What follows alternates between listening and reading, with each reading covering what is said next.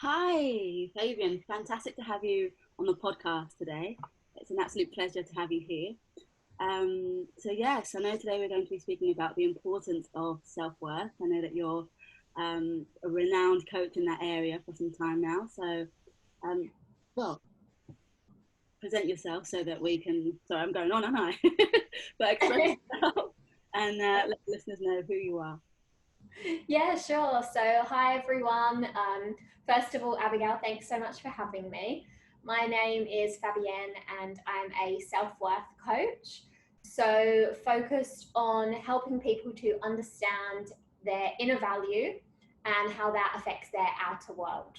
Amazing. Now, tell us about how you got into this, just about yourself, your story, and how you got into coaching initially. Oh my goodness. Well, it's quite a long, it's a fairly long story, so I probably won't tell you the full story today. Otherwise, we could be here for a while. We might need to. It's gonna be, it's gonna be a whole thing. But the shorter version is I was working in the corporate world for more than a decade. And during that time, I spent a lot of time helping other people, coaching other people, but kind of around performance or careers and things like that. So I always had this love for coaching and helping people. And it wasn't until, I guess, around 5 or 6 years ago, I started to feel as though there was like some kind of higher purpose that I had. There was something more than me just showing up to kind of a corporate job. You'd say that you were unhappy with the life that you were living, the current life that you were living. You wanted more, right? That is it. Like was it like a void that you felt? Yeah, 100%.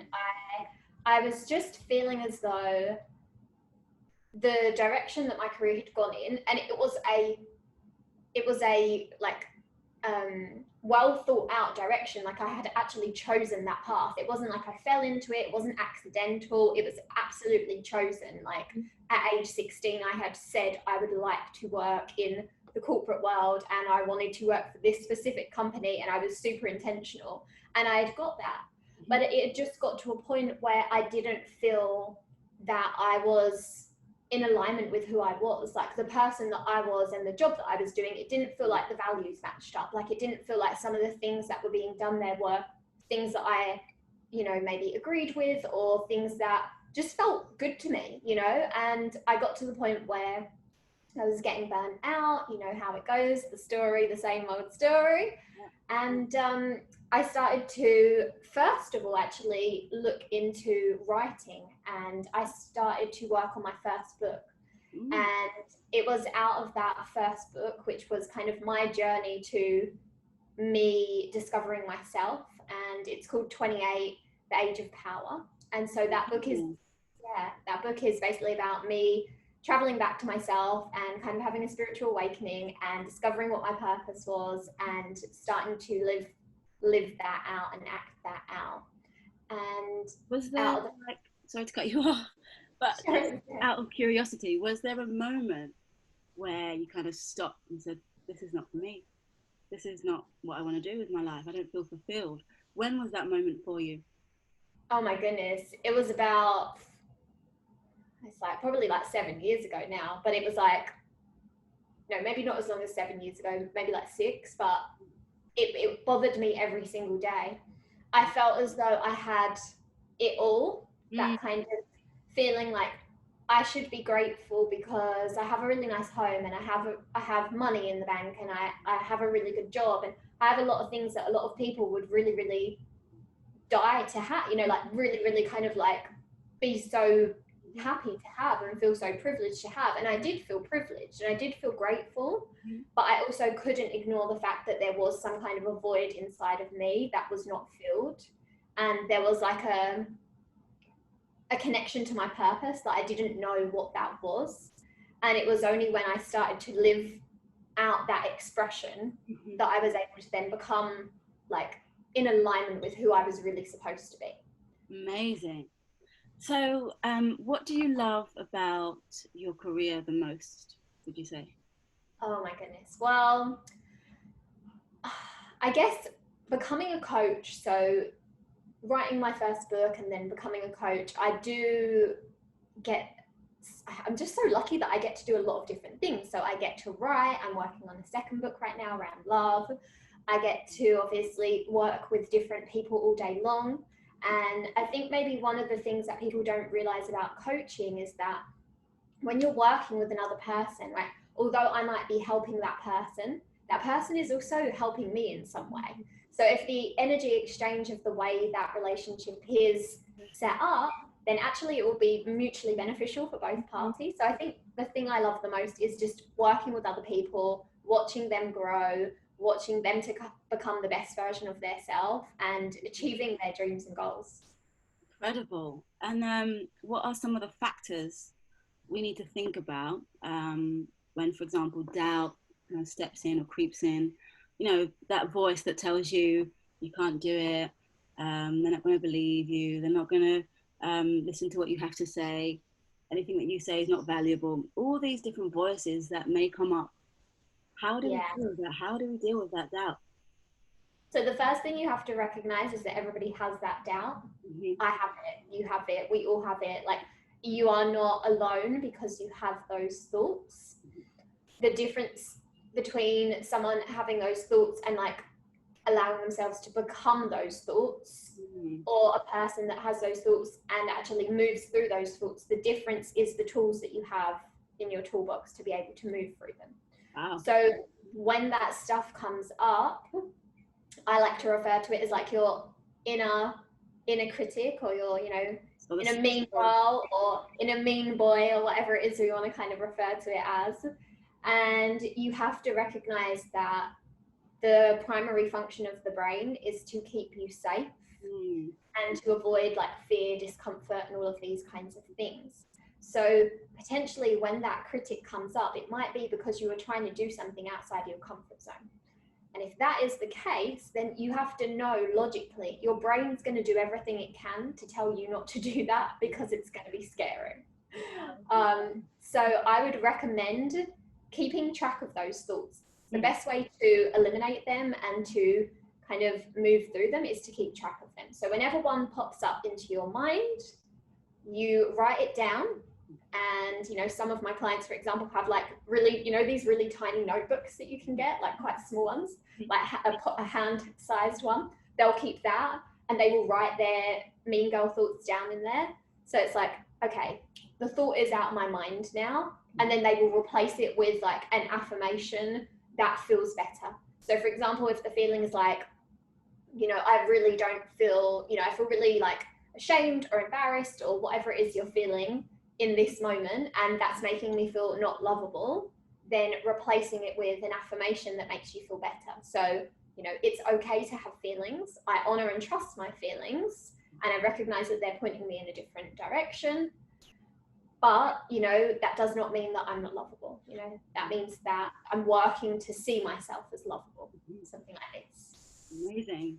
And just kind of thinking about all these things that these tools that you give your clients, can you maybe share with us a rewarding project that you worked on and why it was rewarding for you? Yeah, sure. So I think for me, as I mentioned, I'm working on my second book, which is around love. And so my year of 30, I decided to dedicate myself to the art, to the practice of love. So understanding and dedicating myself to that and understanding it. Like, just like, what is love? I don't seem to do it very well. So what is this all about, kind of thing? And it's been a consistent practice ever since then. I'm still learning and growing every single day.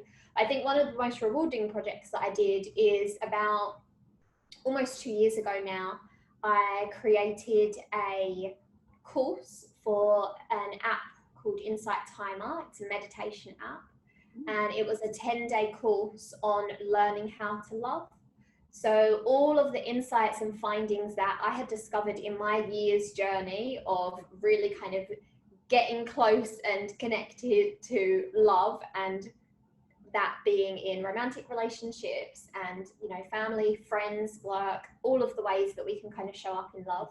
I was able to put this kind of course together, which is 10 days of love, and just teach other people how they can also connect better to love and how they can understand themselves better in love in order to be more loving to other people. Definitely. I think it's so important because we have so many habits that we are unaware of, Mm-hmm. or beliefs, mentalities that kind of hold us back to, finding new things and expressing love in a different way than what we're used to. It's definitely can hold you back if you're not aware of it. Yeah. And it's not easy. Like, even when even when you know the things that you should do or shouldn't do, when you're operating out of old habits and old patterns, those things die hard. Like, you have to work consistently every day on them. And it's really easy to think, you know what, I got this. I've been good for like 3 months. I don't need to do my work. I don't need to do my emotional regulation. I don't need to worry about these patterns anymore. Like, this partnership I'm in is great and everything's going smooth. Like, because those patterns and habits, because they're so ingrained, and some of the stuff that we have ingrained is from childhood, it's not going to be the kind of thing that you're just going to get rid of. Even if you find the right partner, they're not just going to magically disappear. They will actually still come up, but it's about figuring out, like, oh my goodness, I'm operating out of an old pattern. How do I stop this? What do I need to do? How do I get aware? How do I change it? What do I need to do to act in a more loving way? Because I always say we're operating either out of fear or out of love. You're only operating out one or two ways. When you're operating out of fear, that's usually when things kind of start going downhill. When you're operating out of love, that's like the purest vibration that there is. So, like, acting from a loving place is always going to be the best choice to choose. Wow. And who do you admire on your journey that, having discovered all these like kind of trinkets of life? Yeah. Where has that admiration come from? Who do you admire? I think for me, there's so many spiritual teachers out there. I admire my own teacher that I had for quite some time. If you look at my first book, you will know that I refer to him as my magical metaphysical man.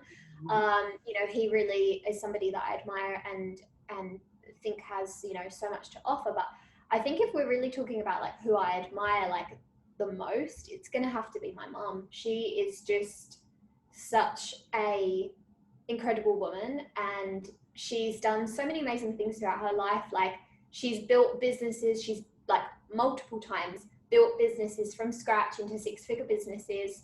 She has raised me and my sisters pretty much single-handedly since I was about 14. She, and then so raising 3 children, building her own businesses, like being this like superwoman. And she's just this person that is always 100% there for you. Like, it doesn't matter what, like, she's that person that drops everything when things aren't okay.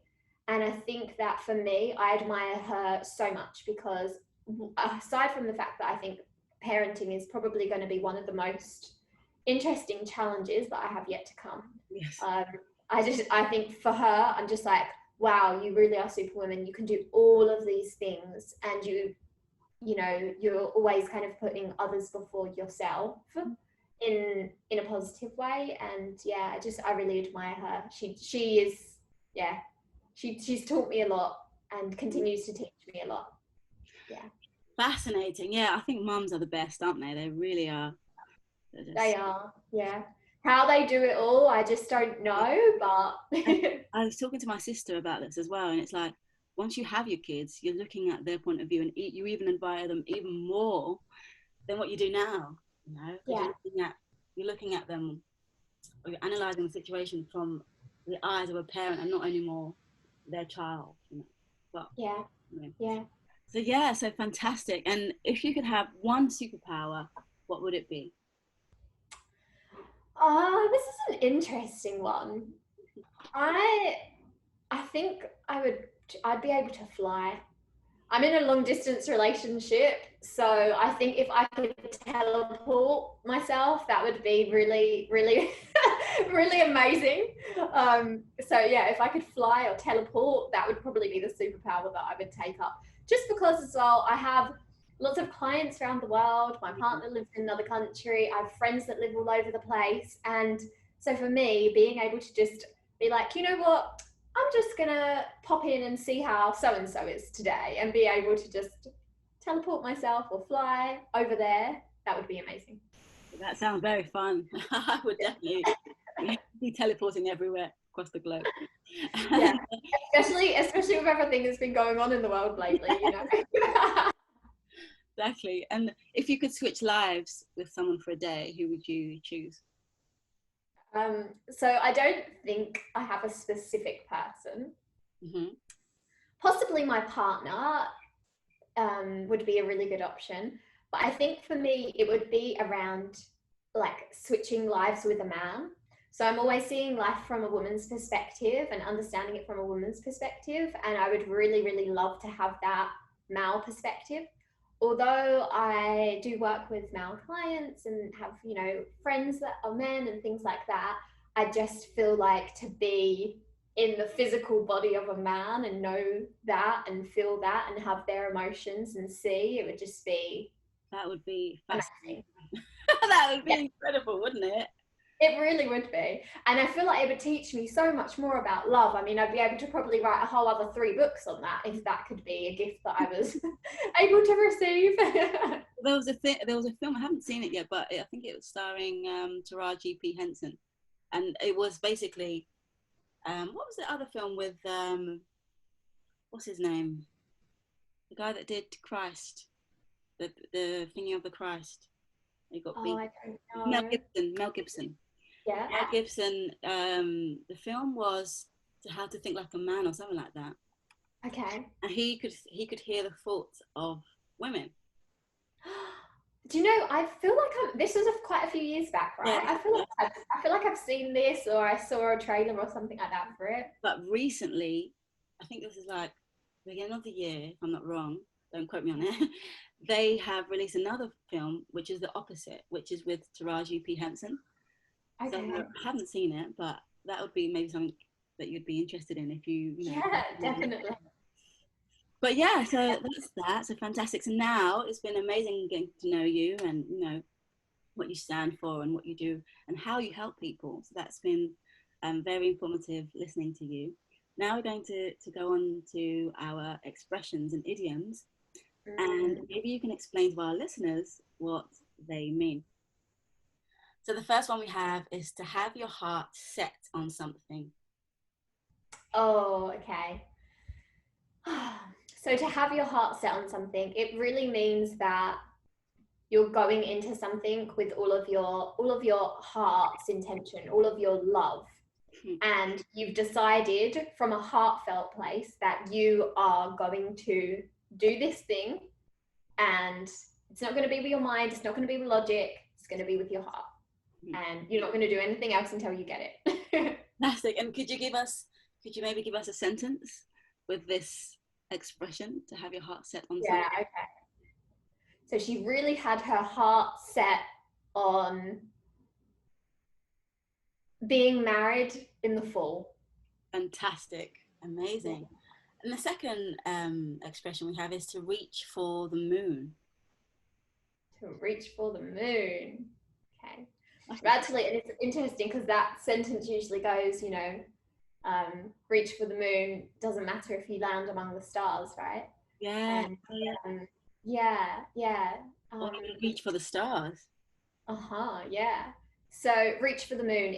I think that's really one around kind of dreams and, you know, when you are looking to accomplish something and you are just like, I really want to do this thing and I really want to make it happen. It's a way that probably people would use that like for words of like encouragement in a way, like, you know, yeah, reach for the moon, you know, or reach for the stars. And someone would say that to you, you know, I feel like it would be the kind of thing you'd put in somebody's card if you were wishing them good luck on something, you know. Yeah, to help them reach their aspirations of some sort. Or yeah, absolutely. So what about stick to your guns? Stick to your guns. Stick to your guns.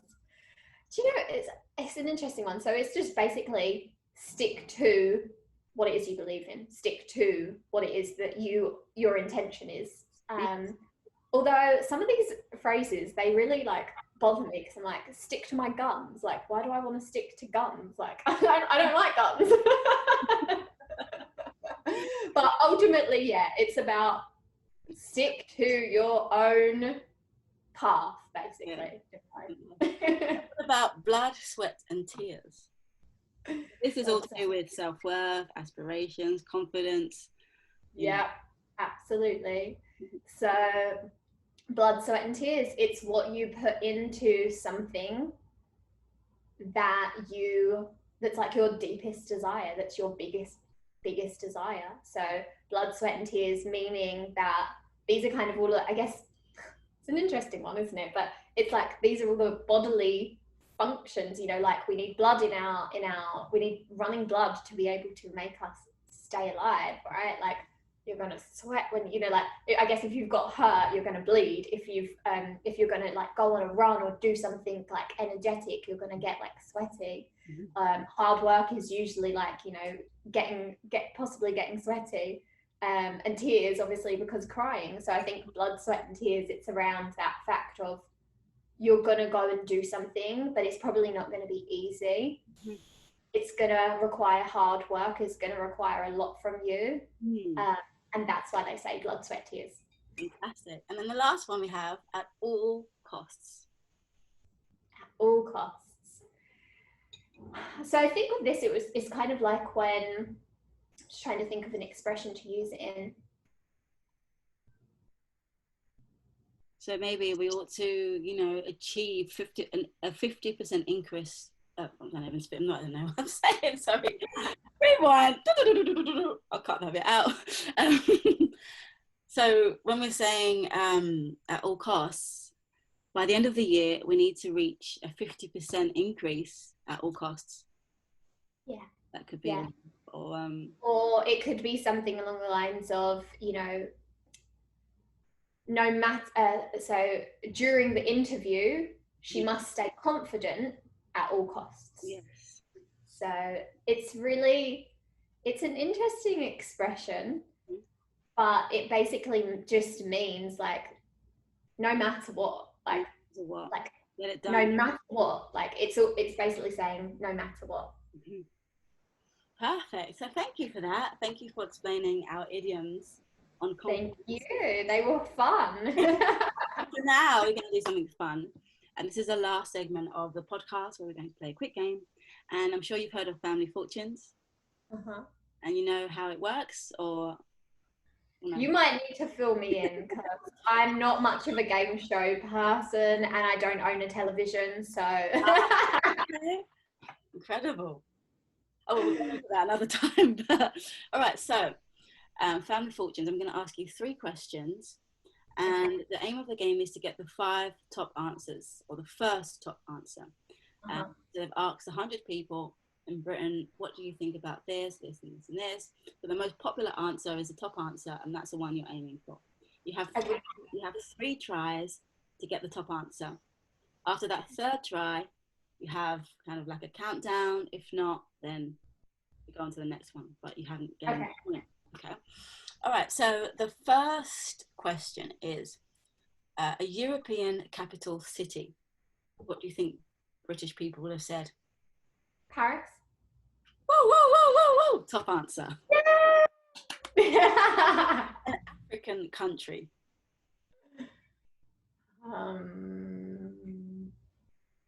Africa. Africa's a continent. Oh, okay, fine. A country. Wait, so Nigeria? Ding. 3rd answer. We need the top answer. Okay. We need the top answer. Let's think. It's so funny, these games, they put you on the spot and you're like, oh my God, I don't know anywhere in Africa. What's wrong with me? All the ones I can think are not the popular ones, and I know that, and I'm thinking of a million answers, and it's not. You never know, though. You never know, because maybe what you're going to say is someone's already said it, and that's probably the top answer. Ivory Coast. Ivory Coast. No. South Africa. So you've lost your lives. The top answer was Kenya. Kenya. And you had Zimbabwe. Nigeria was the third answer, which you got. Uganda and Senegal. So those were answers. And you know what the hilarious thing is Kenya and Zimbabwe are on my life's vision board because I really want to go there. And so, but like I say, my mind just went so blank and I'm like, what is on my board? I cannot think right now. An item of jewelry. A what? Third answer. Need the top answer. 2 more tries. Wedding ring. Woo, woo, woo, woo. Top answer. Well done. So we had ring, top answer, necklace, watch, and bracelet.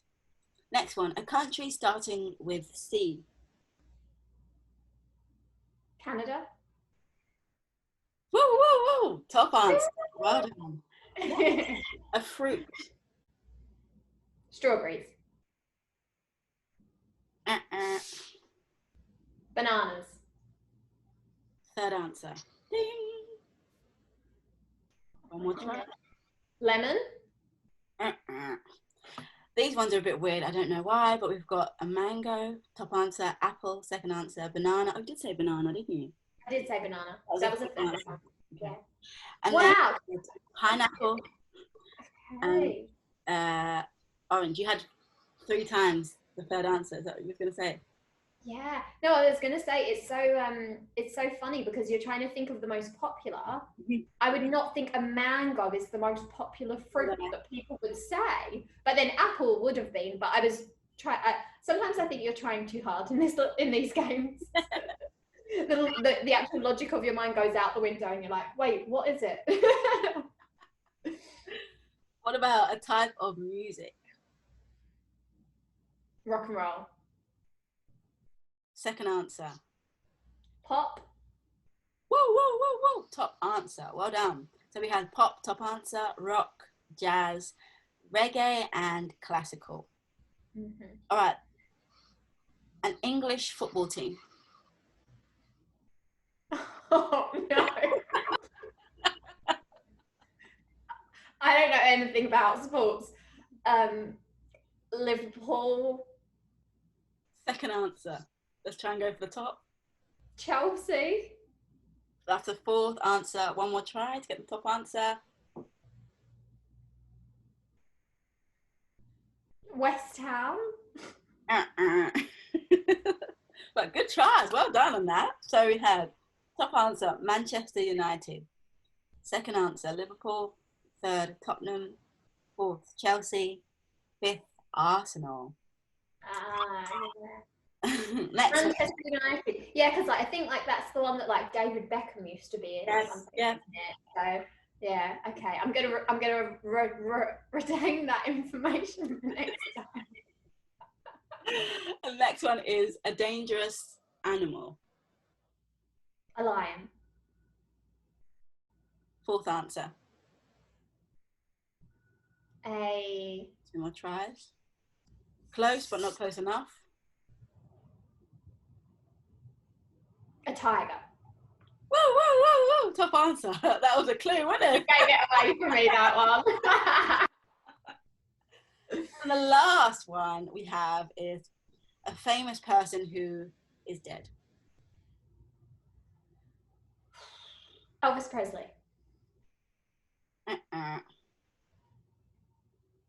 Marilyn Monroe. One more try to get the top answer. Think music, think royalty, think... Princess Diana. Third answer. Come go for the top answer. Music. Music. Gosh. David Bowie. I don't know. Oh, second answer. Good. The first one, can you try and get?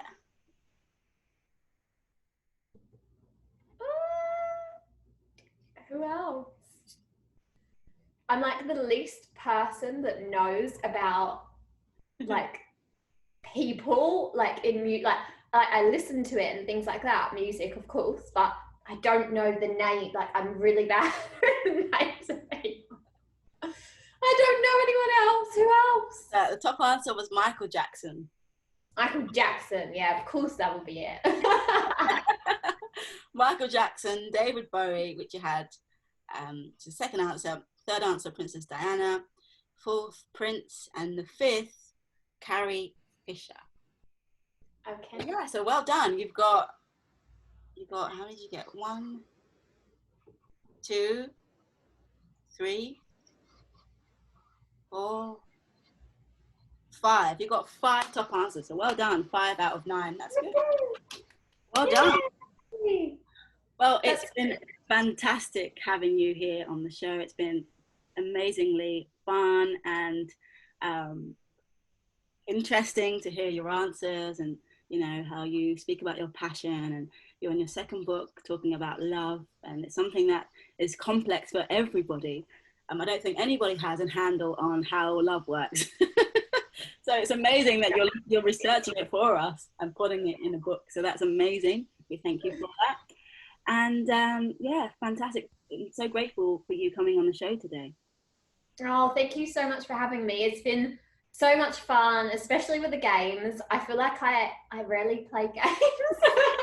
So it's actually really fun to do that and have a giggle and yeah, share a bit about myself. So thank you so much for having me. It's been so much fun. Amazing. Well, we'll see you next time. Bye. Bye.